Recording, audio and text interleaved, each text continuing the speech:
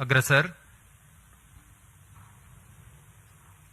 दर्शकों का उत्साह, यान के कंपन सब हम यहां महसूस कर रहे हैं।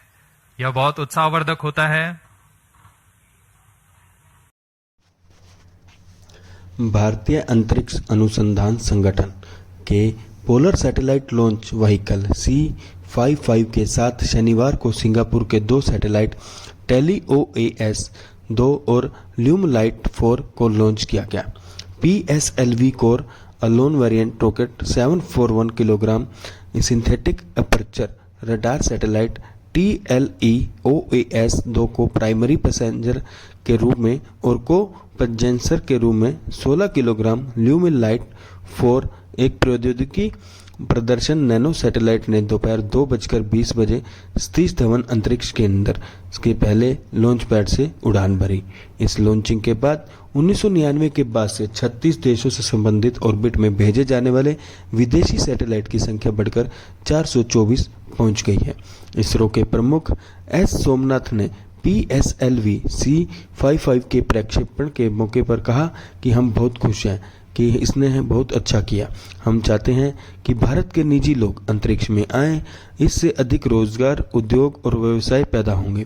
बताया कि PSLV C-55 ने सिंगापुर के 2 उपग्रहों को पृथ्वी की कक्षा में सफलतापूर्वक स्थापित किया है।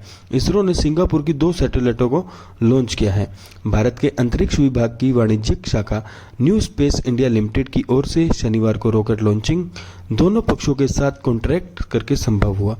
इन 2 सैटेलाइट के अलावा 7 नॉन सेपरेबल एक्सपेरिमेंट पोलेड हैं जो रॉकेट के अंतिम चरण का हिस्सा हैं।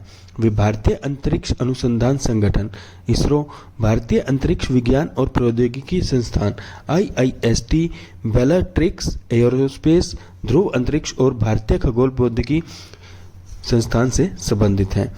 PSLV C-55 रॉकेट का वजन कितना होता है ये आपको बताते हैं। इसरो PSLV रॉकेट के अंतिम चरण को ऑर्बिटल एक्सपेरिमेंट के लिए एक ऑर्बिट प्लेटफॉर्म के रूप में उपयोग करता है और इसे PSLV orbital experiment module POIM नाम दिया गया है।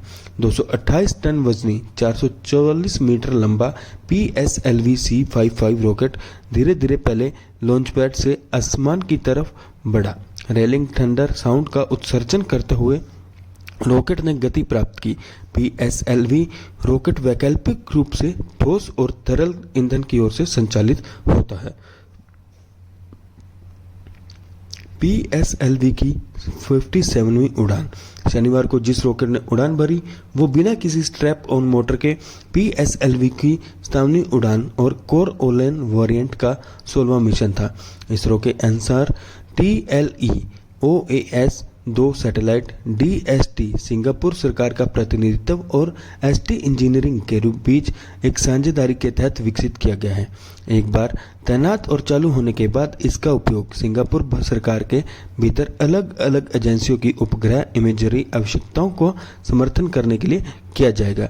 Synthetic aperture radar Pollard ISRO ने कहा कि TLEOS-2 में सिंथेटिक अपर्चर रडार पोलार्ड है।